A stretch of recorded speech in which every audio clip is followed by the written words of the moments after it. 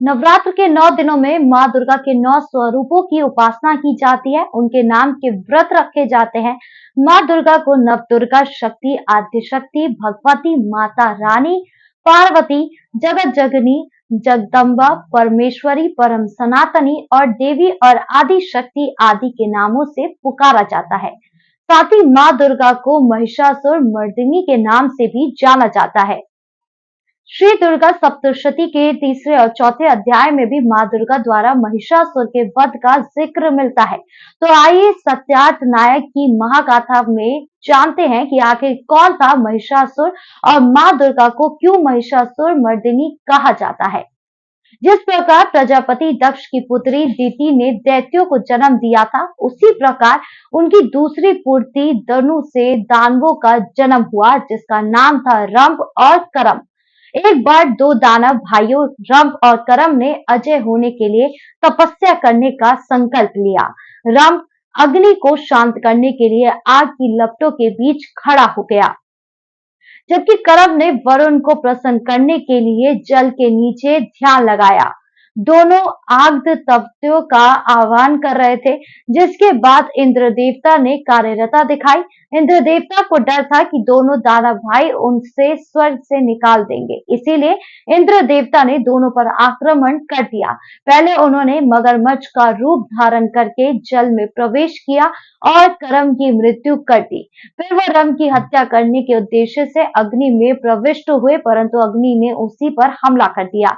अग्निदेव रंभ की भक्ति से प्रसन्न थे और उसे मरता हुआ नहीं देख सकते थे। फिर अग्नि देवता विजय हुए, परंतु जैसे ही इंद्र भागे, रंभ ने कुल्हाड़ी उठा ली। उसने अपने प्राण त्यागने का निश्चय किया, क्योंकि रंभ को करम की मृत्यु के समाचार ने अंदर तक तोड़ दिया था। फिर जैसे ही रंभ अपने प्राण त्यागने वाला था, अग्निदेव ने उनका हाथ रोक दिया। अग्निदेव ने उससे भाई की मृत्यु का प्रतिशोध लेने का वरदान दिया। अग्निदेव ने उसे भाई की मृत्यु का प्रतिशोध लेने का वरदान दिया।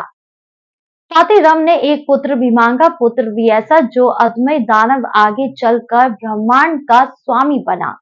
अग्निदेव ने उसे वरदान दिया कि वो किसी भी प्रजाति की मादा से पुत्र पैदा कर सकता था, चाहे असुर हो या देवता, पशु हो या मनुष्य, और सचमुच ऐसा ही हुआ।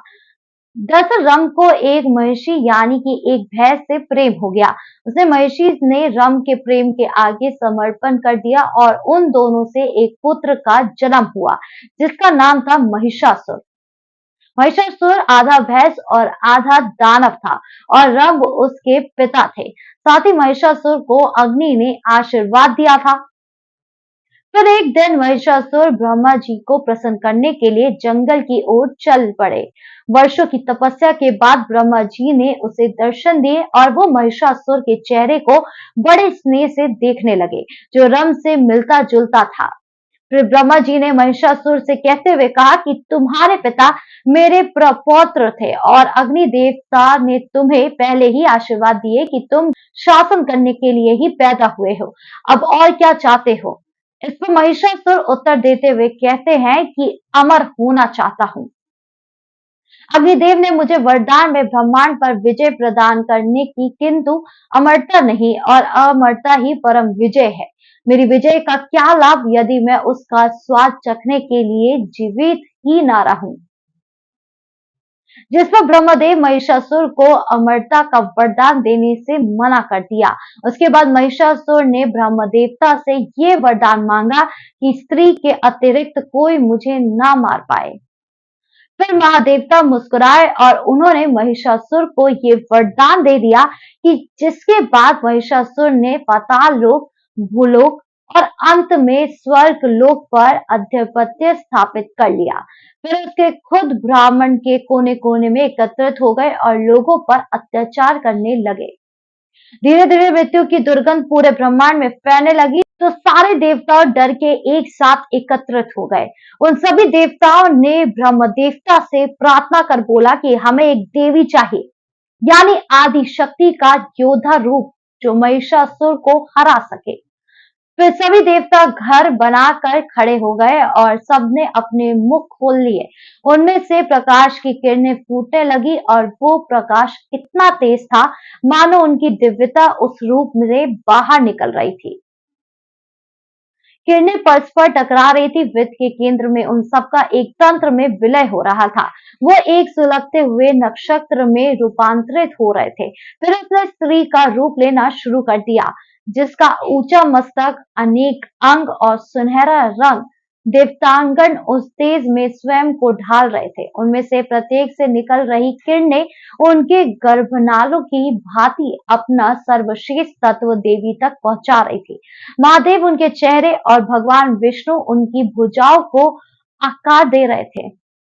इंद्र देवता उनकी कमर और वरुण देवता उनकी जांघों को रूप प्रदान कर रहे थे। धर्म ने उनके कूल्हे और ब्रह्म देवता ने उनके पैरों को आकार दिया। अंत में वायु देवता ने उन्हें कान दिए और अग्नि ने उनकी आंखें बनाई। इस तरह सभी देवताओं की ऊर्जा से एक देवी का रूप प्रकट हुआ, जिनका नाम मां दुर्गा रखा गया, यानी रक्षक। उसके बाद भगवान विष्णु ने अपना चक्र और भोलेनाथ ने अपना त्रिशूल मां दुर्गा को दिया।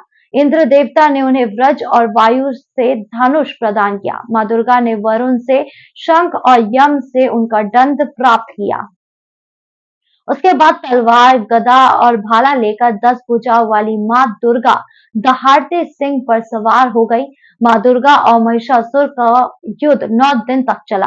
महिषासुर अपना रूप बदलता रहा और देवी दुर्गा उन सब का विनाश करती रही। 10वें दिन मां दुर्गा ने महिषासुर को नीचे गिरा दिया और उसके शरीर को भाले से छलनी कर दिया। रक्त से लथपथ महिषासुर मरने वाला था और मां दुर्गा उसे देख रही थी। अंत में मां दुर्गा ने महिषासुर का सिर तलवार से काट डाला, जिसके बाद असत्य पर सत्य की विजय हुई। इसीलिए हम लोग विजयदशमी बनाते हैं। जिसके बाद असत्य पर सत्य की विजय हुई, इसीलिए हम लोग विजयादशमी मनाते हैं। कैसा लगा ये वीडियो कमेंट बॉक्स में जरूर बताएं। वीडियो अच्छी लगी हो तो लाइक शेयर करें और चैनल को सब्सक्राइब करना ना भूलें। धन्यवाद।